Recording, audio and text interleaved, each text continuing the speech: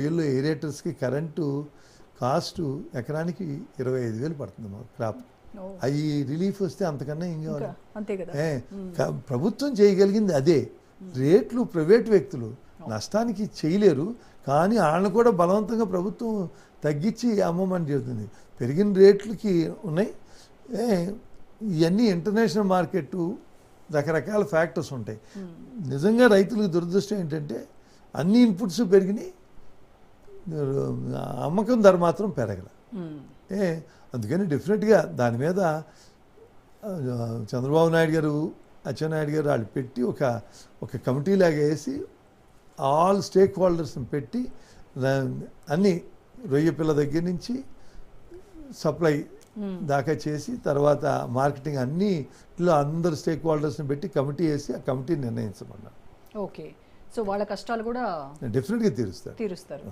Okay, ఇప్పుడు కొల్లేరుని అంటే మంచి టూరిస్ట్ స్పాట్ కదా సార్, సో టూరిజం కూడా ఏమైనా డెవలప్ చేస్తారు? డెఫినెట్గా అమ్మ, టూరిజం ఆల్రెడీ ఆటపాకలో పిట్టల దొడ్డి అని ఉంది, ఇంకో చోట ఇంకొక బర్డ్ శాంక్చురీ పెట్టి గెస్ట్ హౌస్ అవి కట్టారు. టూరిజం డెఫినెట్గా డెవలప్ చేయాలి.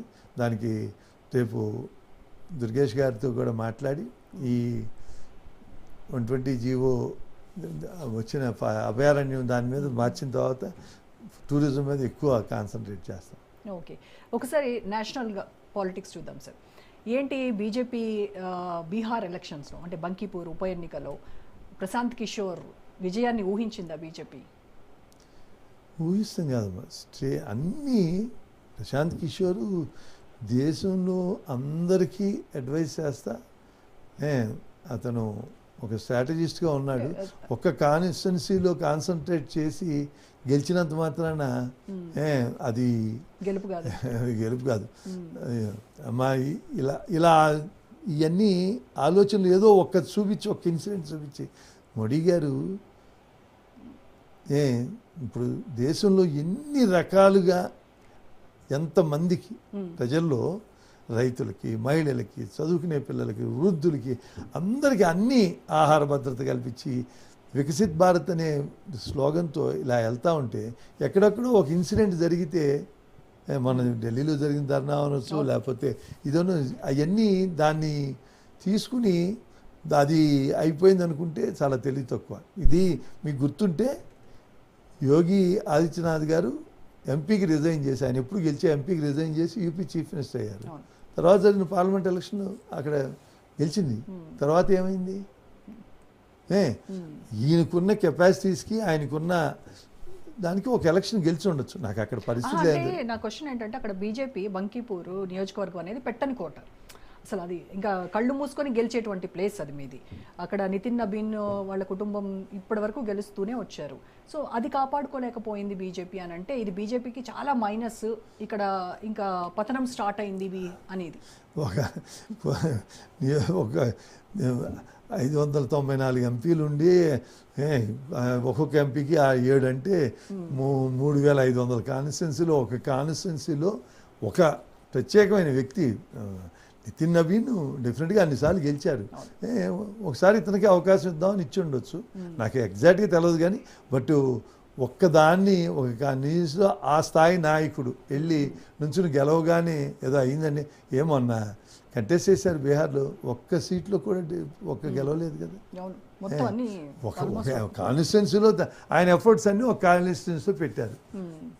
పెట్టబట్టి డెఫినెట్గా గెలిచారు. కానీ దాంట్లో మొన్న జరిగిన ఎలక్షన్లో ఏమీ లేదు, ఇప్పుడు వచ్చింది అంటే అర్థం డెఫినెట్గా.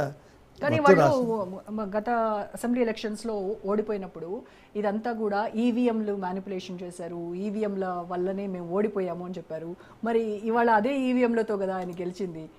మా ఈవీఎంల మ్యానిపులేషన్ అనేది ఊరికినే ఓడిపోయినప్పుడు నెపం వేస్తానికి ఏ కారణం చెప్పుకోవడానికి సిగ్గుతో ఓడిపోయారు, ప్రజలు నన్ను రిజెక్ట్ చేశారు అనలేక ఏదో ఒక వంక పెడతామే తప్ప ఈవీఎంలు ఎవరు మేనేజ్ చేస్తారమ్మా? ఒక్కళ్ళతో అయ్యే పనే. ఎంతమంది ఇన్వాల్వ్ అయితే ఈవీఎంలు మేనేజ్, ఎంతమంది డౌన్ ది లైన్ ఎంతమంది ఇన్వాల్వ్ అలా అంటే అది అసలు తెలవకుండా ఇంట్లో ఫ్యామిలీ మెంబర్స్ చూతారు, దగ్గరాలు చూతారు. ఒక్కళ్ళకు కూడా ఎక్కడైనా నిర్దిష్టమైన ఆరోపణ ప్రూవ్ చేశారా ఒక్క విషయంలో ఆయన? ఊరికినే అంటే మనం ఎక్కలేక మనం ఏదో సామెత చెప్తారు, ఓడ్ అని చెప్తారు అంతే తప్ప ఆడలేక మధ్యలో ఓడండి. ఆడలేక మధ్య ఓడ్. ఓకే, తర్వాత నీట్ ఎగ్జామ్ పేపర్ కూడా చాలా మైనస్ అయింది. వెంటనే కనుక అక్కడ పేపర్ లీక్ అయిందని తెలియగానే వెంటనే ధర్మేంద్ర ప్రధాన్ అకౌంటబిలిటీ తీసుకొని రిజైన్ చేసి ఉంటే అది బీజేపీకి మైలేజ్ వచ్చేది. ఇప్పుడు కాంగ్రెస్ మొత్తం ఈ క్రెడిట్ అంతా తన అకౌంట్లో వేసుకుంది. మా వల్లే, మా పోరాటం వల్లే, జెన్జీలకు మేము సపోర్ట్గా నిలవడం వల్లే, ప్రధాని ఇంటి ముందు నేను వెళ్ళి నిరసన చేయడం వల్లే అని కాంగ్రెస్ క్లెయిమ్ చేసుకుంటా ఉంది. మా వల్లే ధర్మేంద్ర ప్రధాన్ రాజీనామా చేశారు. నీట్ ఎగ్జామ్, ఈ ఎగ్జామ్స్ పేపర్లో లీక్ అవుతాం అనేది జరిగినాయి, చాలాసార్లు జరిగినాయి.